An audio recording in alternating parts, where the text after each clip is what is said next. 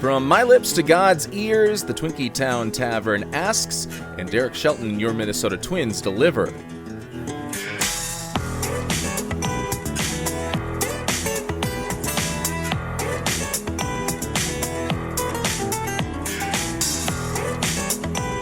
Hello and welcome to the Twinkie Town Tavern, where the beer is cold, the Twins talk is hot, and the stools are always open. I'm your host, Josh Kolojeski, inviting you to grab a drink, pull up a chair, and let's talk about the Twins clinching a series win over the Chicago White Sox with a 6-4 win on Tuesday. Here's how it happened. Connor Prielipp gets the start for the Twins, looking for the second win of his Major League Baseball career. Prielipp nearly goes 1-2-3, but Alex Jackson hates him, and gives Miguel Vargas a free base with a catcher's interference. It would not be the last time Jackson betrayed his starting pitcher. Prielipp is able to work around that two-out base runner, and the game remains scoreless until we reach the top of the third. Luis Angel Acuna draws a leadoff walk against Prielipp before the Jackson shenanigans begin again. Acuna steals two bases easily with bad throws from Jackson on each attempt, the second of which soars into the outfield and gives Chicago a 1-0 lead. An infield single happens later in the inning before Prielipp gets himself into some more trouble with a double and a hard single that puts the Sox up 3-0 early. Minnesota gets one back in the bottom of the inning with back-to-back singles from Tristan and Alex Jackson, and then a sacrifice fly from Brooks Lee. To the fourth we go, and we finally get to see some good base running from your favorite baseball team. Larnach and Martin get on with one out before Luke Keeschel gets a soft single that Larnach scores on, and Martin is able to get to third on. Keeschel to second on the throw that allows Gray's single in the next at-bat to bring in a pair of runs and put Minnesota up for good. Gray comes in on a Jackson single later in the frame, and your Twins take a 5-3 lead after 4. Josh Bell's blazing speed gets Minnesota another run on a Keeschel RBI single in the 5th. Prielipp settles in before finally getting into some more trouble in the 7th. Andrew Morris, however, and Anthony Banda are able to come into the game and limit the damage to just one run. Then it's Yoendrys Gomez's turn to close out a game, going the final 1 1/3 innings. He gets his third save as a Twin, and he is now your team leader, going over the now defunct Luis Garcia and Justin Topa. Minnesota wins 6-4. Connor Prielipp picks up his second win by striking out 7 and walking 2, giving up 4 runs on 6 hits in 6+ innings. Minnesota improves to 29-33 and remains in third place in the AL Central. The Twins are 6 games behind first place Cleveland in the division and a game and a half behind Texas for the final AL wildcard spot.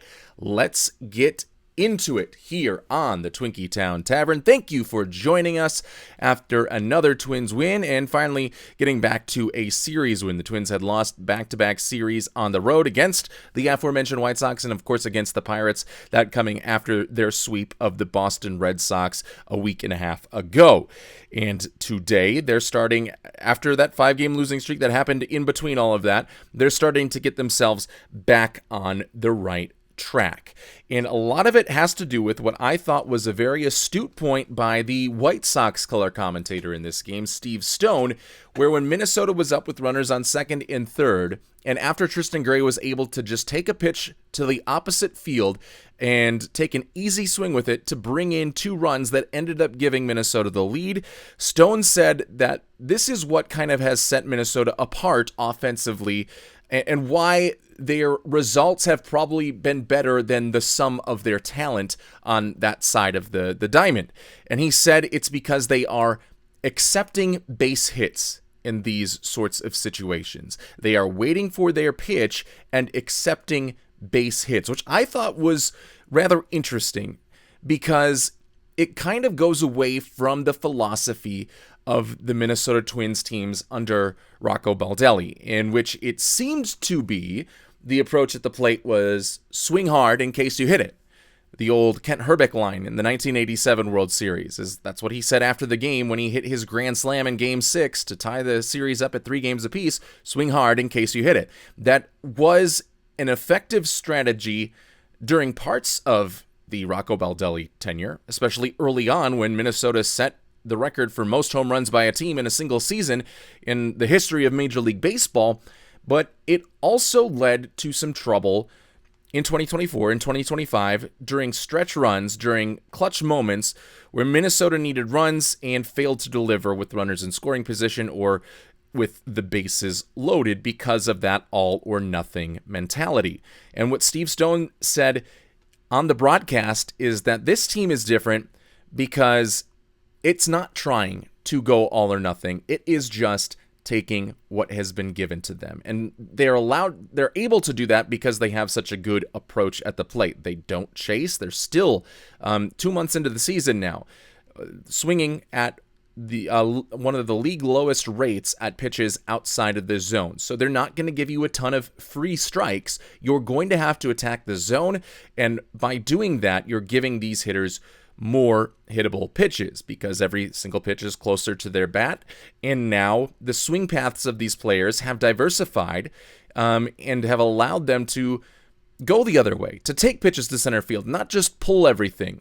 And Tristan Gray, a prime example of that, not only today, but yesterday as well, when he comes in with the 5 RBIs. He gets the 2 RBIs tonight. He gets the 2 runs scored and is now becoming a key offensive cog for the Minnesota Twins while they wait to see what Royce Lewis is doing in AAA and whenever he is able to come up.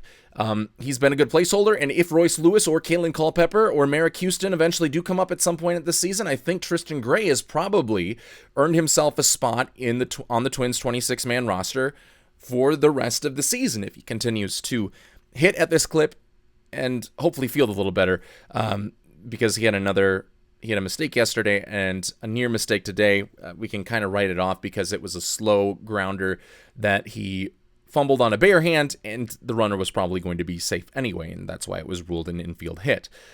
But nonetheless, he has given himself and earned a spot on this 26-man roster if he continues to play like that. And that was something I don't think many of us expected coming into the year, for Tristan Gray to play such a pivotal role for your 2026 Minnesota Twins, being just a game and a half out of a playoff spot on June 2nd. So accepting base hits, I think, is a great theme for this Minnesota Twins offense so far. Now, a quick update on the bases loaded RBI counter that we've been monitoring here on the Twinkie Town Tavern. None of the RBIs today came with the bases loaded. I'm not sure that the Twins had any bases loaded situations in the first place, so Minnesota remains with 73 bases loaded RBIs this season. That is contrasted with the 74 that they drove in all of 2025 with the bases loaded. We're expecting them to surpass that number soon. It could be as early as tomorrow afternoon. We will see, but it should happen at some point, and just goes to show that accepting base hits approach that Stone mentioned has really become ingrained in this team, and the results are paying off for them in situational, big-time situational hitting scenarios. Some other takeaways from this game is kind of the theme of this week for the Twinkie Town Tavern has been, what can the Twins do on the margins to separate themselves from a middle of the league that is voluptuous? There are a couple of teams at the very top of Major League Baseball, and at the very top of the American League, for that matter, with probably, you'd say, the Rays and the Yankees. And then there's a whole lot of pieces that still haven't separated themselves, that still haven't risen to the top and are still fighting for that. And we have been looking for different ways for the Twins to set themselves apart from that middle and start to rise to the top. Because if they do that, they give themselves a better chance to be in the playoffs, or at the very least be in the position to not sell a ton of assets at the trade deadline and start another rebuild for the 2027 season. We don't want to do that. We don't want to come in to 2027 with an even more pessimistic view of this team. So if they can tread water and be in playoff position by July 31st, which is the trade deadline, then it makes it a lot harder for Jeremy Zoll to sell at the deadline based on any sort of logical reasoning that wouldn't be pointed directly to the pocketbook of the Pohlad family. And setting themselves apart from the middle, in doing that, we looked at the Pittsburgh Pirates series over the weekend, in which the Twins were swept, saying these teams are pretty similar, not only in like both hovering around 500, both kind of in playoff position, but still not these dominant teams. The Twins having a good lineup, a good rotation. The Pirates having a good lineup, a good rotation, or at least league average in both of those aspects, not something that is completely incompetent. And the Pirates being the team to set themselves apart with good base running and a good bullpen. Or at least better base running than the Minnesota Twins and a better bullpen than your Minnesota Twins. Now, we already mentioned that the Twins have sniped one of those relievers from the Pirates and Justin Lawrence in that waiver claim trade that went through yesterday, and Lawrence now added to the active roster. So that is one way for them to add to their bullpen and try to kind of be like the Pirates, which is the team that Derek Shelton managed last year, coincidentally. And today we saw some fruits of those efforts in Minnesota's win over Chicago. And I want to highlight a couple of base running strengths from this Twins team. We said we want to see them be more aggressive, but be more aggressive in an intelligent manner in order to have more success on the base paths. And that is what they did in the bottom of the fourth, where the Twins have runners on first and second, and Luke Keeschel comes up to hit with the team down by 2, 3-1 at this point. And Keeschel gets a pretty standard single. It hung up in the air a little bit more and forced both the runners on base, which were Austin Martin at first and Trevor Larnach at second. They weren't able to just read it as you would on a typical line drive single. Because it hovered in the air for a little bit, they couldn't just go off the crack of the bat, essentially, and risk being doubled up. They both did what I think a lot of the time you're coached to do, get halfway between second and first. And as rudimentary to me as that seems, it hasn't been something that the Twins have done a whole lot on the base paths recently. Just base running throughout the Baldelli era had not been a big strength and through parts of the early tenure of Derek Shelton. Not the case here. They go halfway and they read it perfectly. They're not waiting for the ball to hit the grass. Once they can come to the conclusion, as soon as they come to the conclusion that nobody is going to catch this ball, that it's going to fall in front of the outfielders, they both set off. So that gives them an extra split second to get moving. And it allows Larnach to now come in and score. Larnach, who's not the fleetest of foot, not completely slow as molasses as, say, like Matt Wallner, but about an average to below average base runner. It allows him to score pretty easily. And the throw comes in from Sam Antonacci, the rookie in left field. And Austin Martin, because he went in between first and second halfway there and was using some smart aggression on the base paths, is able to use his speed to go from first to third on, I think, more often than not, a hit that would be a runner going station to station, first to second. Because of the astute base running, he's able to go first to third, and that forces a throw. It forces a mistake by the White Sox, where Antonacci just tries to throw home, tries to throw to third. One of those directions, it's supposed to be cut off, but it goes over the head of the cutoff man, and that allows Luke Keeschel, who sees as soon as it goes over the head of the cutoff man, takes advantage, doesn't stop, and goes right to second on a ball that they eventually ruled it a single, but at first was ruled a double. He got a double originally on a pretty standard major league single. And what that did was put two runners in scoring position at second and third, and that smart base running allowed both guys to score on Tristan Gray's base hit later on in the inning, and that gave the Twins the lead for good. And then I also do want to acknowledge the Josh Bell speed that we saw blazing around the base paths in the fifth inning, because they mentioned this on the broadcast as well. It is an aggressive send on a one-hopper to left field when Josh Bell, who probably right now is the slowest player on the Twins roster, one of the oldest hitters on the roster and probably one of the slowest, he is able to score from second on this soft liner into left. Again, the perpetrator of a throwing mistake is going to be Sam Antonacci. They knew that Antonacci would come up throwing. Josh Bell uses the aggression, third base coach keeps the arm moving, has all the faith in the world, doesn't allow Bell to hesitate at all. He comes in to score, and he must have felt like he was Rookie Henderson running from third to home and beating that throw to the plate by Antonacci. So I would probably paint that it paid off, so I guess it was smartly aggressive. I would more put that into, if we're doing a Venn diagram, more aggressive than smart, but the base running paying off. And that is one of the ways that we said this Twins team could start to set itself apart from the middle. The other way was the bullpen, and we got a good inning from a couple of innings, a good outing from this Minnesota Twins bullpen, where Connor Prelip, after the rough third inning, where he gives up the 3 runs, is able to cruise a little bit until he reaches the 7th, and that's when the first 2 guys get on. He leaves. Andrew Morris comes in. 1 run does eventually score, but we're seeing some really good pitches by a Twins bullpen that is looking a lot different than it did on opening day.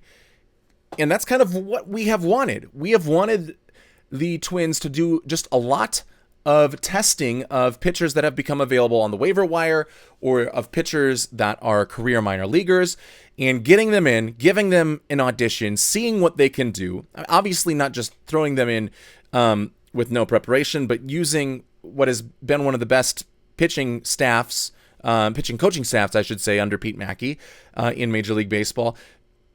Developing these guys like Yoendrys Gomez, developing their stuff while sidestepping some of the control issues and solving some of those control issues, which haven't stemmed yet from Yoendrys Gomez to this point, and allowing the successful ones to stay, and very quickly moving on, outside of, I guess, the case of Luis Garcia, who was on the team for probably much longer than he should have been, quickly moving on from the pieces that are not meshing well. And that has allowed Minnesota to not, while have a dominant bullpen, at least become a little bit more competent as of late. And Cole Sands is on the way back soon, we would think. Cody Funderburk just got demoted to make room for Justin Lawrence, and we haven't seen him pitch yet.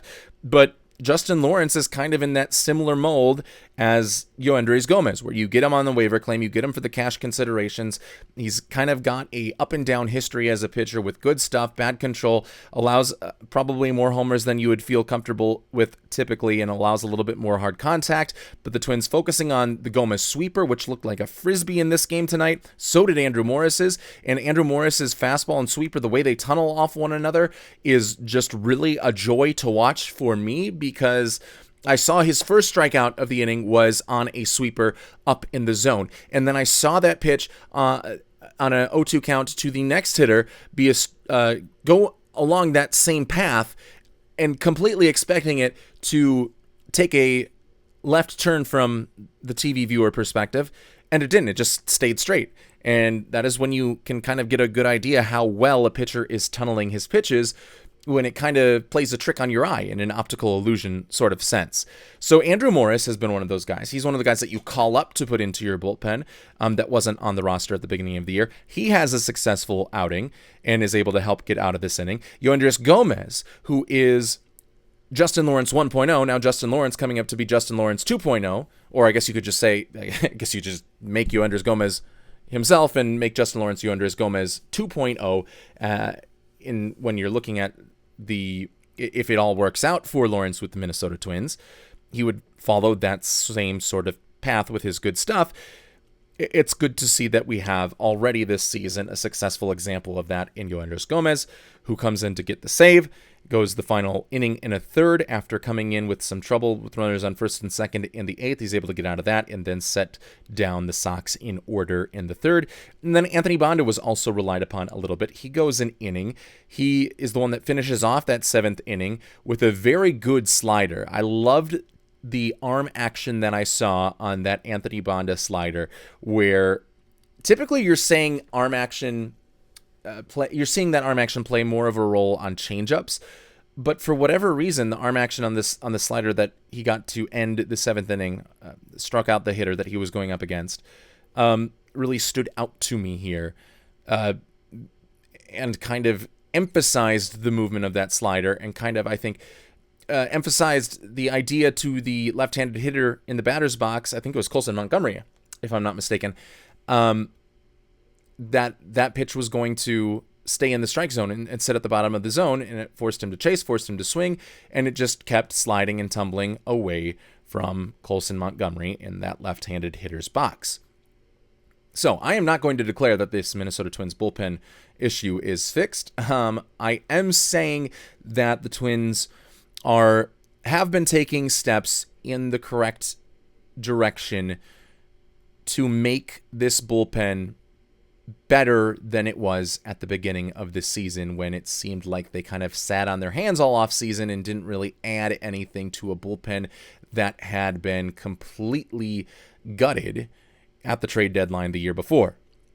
These guys are not Louis Varland. These guys are not Joan Duran. These guys are not Griffin Jacks. But what we want them to be is competent and confident coming out of the pen, because a bullpen is a position in baseball more than any other that relies on small sample size, and that can be one that tricks you throughout the course of the season. It can be fluky for a whole season, even if you don't have the top relievers in the game. So the Twins are starting to set themselves apart from the middle. Obviously, we have to see that more consistently in order to say that they are fully rising to the top, or at least rising to a second or third tier of a muddled pot. But right now, they are doing the right things, and today they did the right things. Also, something to note from this game, Byron Buxton makes his return to center field. I believe it was his first start in center since May 23rd. Since returning from the injured list last month, he's mostly been a designated hitter with the one start in center. Now he gets his second start in center, makes routine plays. I mean, both of the flyouts that he caught were fairly routine. Didn't have him crashing into the walls or anything of that sort. He got to them easily. It is much better to have Byron Buxton patrolling center field than it is to have Cody Clemens. No offense to Cody Clemens, who I like as a hitter and I like as a first baseman maybe, but did not like him as much as the Twins starting center fielder, while Byron Buxton was working his way back in slowly to this lineup after last month's injury, and to be to take on his full role with the team once again. So even though there was nothing spectacular, it was a pretty ordinary day in center field for Byron Buxton, it still gives you confidence, hopefully, that he continues to get back into center field on a more consistent basis, because he is one of the best defenders at that position. And then I want to talk about Connor Prelip's performance, because much like Joe Ryan's, I mean, it's almost beat for beat the same as Joe Ryan's, where it is the 6 hits, it's the 4 runs, it's the 6 innings, 7 strikeouts compared to Joe Ryan's 2 walks compared to Joe Ryan's 9 strikeouts, 2 walks compared to the 0 walks from Joe Ryan in the other game, but by and large, mostly the same in terms of the line, but 2 completely different styles of pitchers, even though they have a lot of the same stuff, a couple of different philosophies. Whereas Joe Ryan, despite having the 5 different pitches, is pretty much heavily reliant on the fastball to make up about 50% of his pitch repertoire. For Connor Prelip, he kind of splits his 5 to 6 pitches out that he uses pretty evenly. The fastball still getting the highest amount of pitches, but today, for example, his 4-seam fastball was thrown on 28 of his 94 pitches. Yesterday for Joe Ryan, it was 51 of his pitches, over 50% for Ryan. And Prelip is relying on all of these other pitches.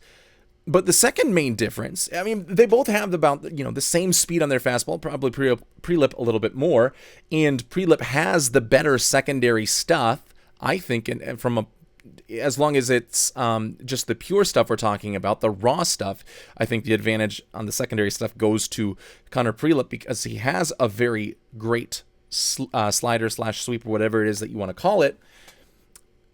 But I think I'm starting to see the one thing that could cause Connor Prelip issues that hasn't yet caused Joe Ryan too many issues, because he seems to have the problem solved, is that when Joe Ryan uses his fastball, he uses it to attack the top of the zone.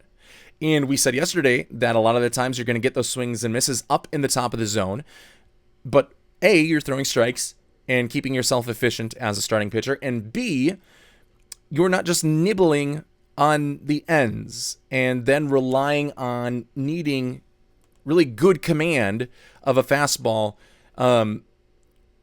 because you're aiming small and missing small, as the saying goes. If you're just aiming for the edge, a lot of times you're going to miss it. And if you miss that spot enough, you're going to get into some control issues and some walk issues.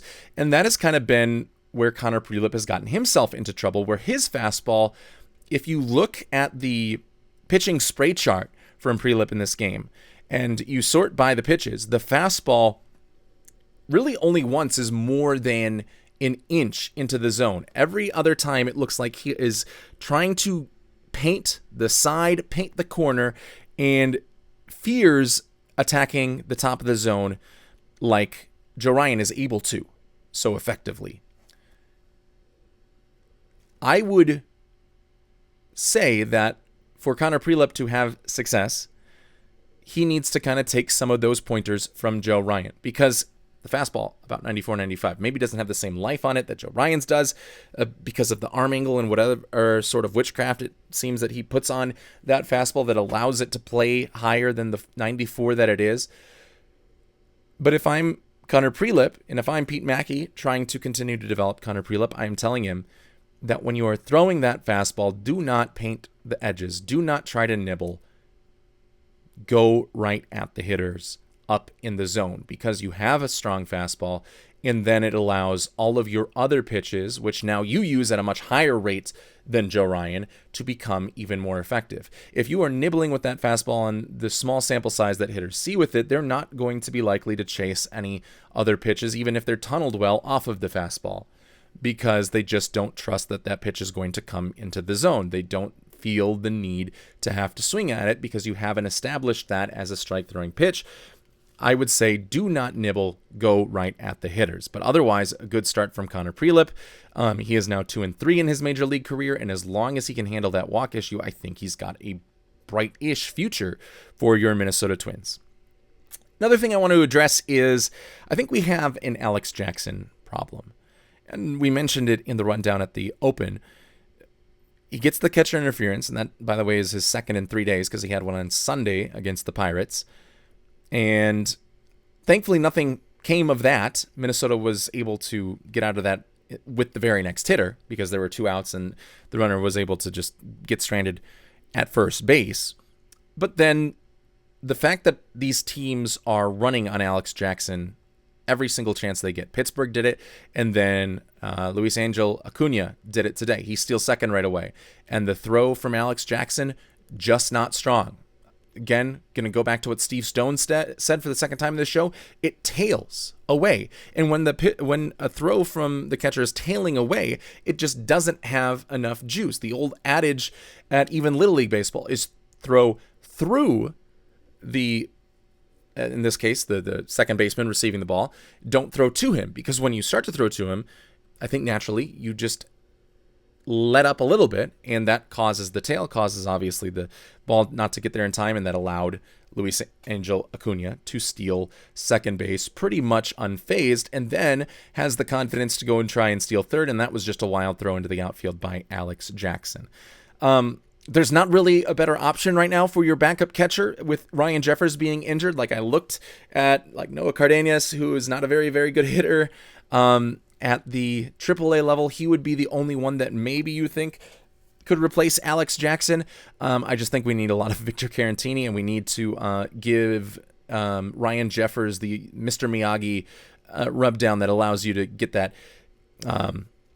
injury healed very, very quickly, because then you can go back to the Jeffers Caratini platoon, not platoon, but starting catcher, backup catcher combo, and not have to worry about Alex Jackson. So Ryan Jeffers, please come back soon.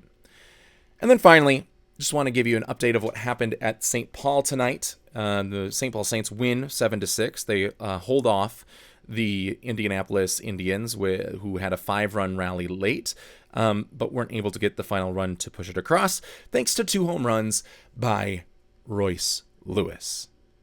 Royce Lewis is tearing up AAA pitching. He has 9 home runs in 12 games at St. Paul this season. There is not much more that Royce Lewis can do at AAA, but we don't have the confidence to have him back in the major league lineup.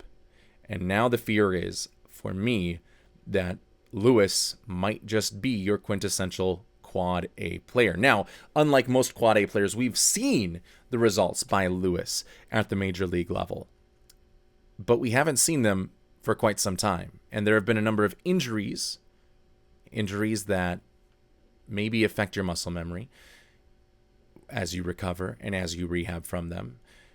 Injuries that take you away from the game on a consistent basis. And maybe all of those injuries, the unfortunate stroke of that, has led him to perhaps being just a Quad A player. Because I'm not ready to bring Royce Lewis up after 2 or 3 weeks down in the minor leagues. I want to see him have some more time. And I hope it's not just a thing where he is able to hit worse pitching and not able to make adjustments when he gets up to the major league level. I want his bat speed to be able to catch up to the speed of pitches at this level. I want him to not be chasing.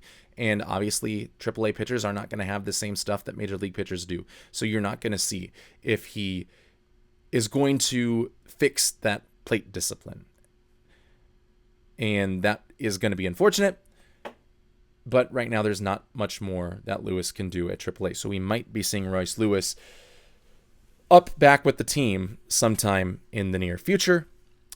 And we should all start to prepare for that as we head into this month of June. And hopefully, this is not just a AAA stint that is hot right now. It evolves into something more at the major league level. Because once you get Royce Lewis going to the same level that he was in 2023 and pre-injury 2024, then you've got yourselves a superstar player.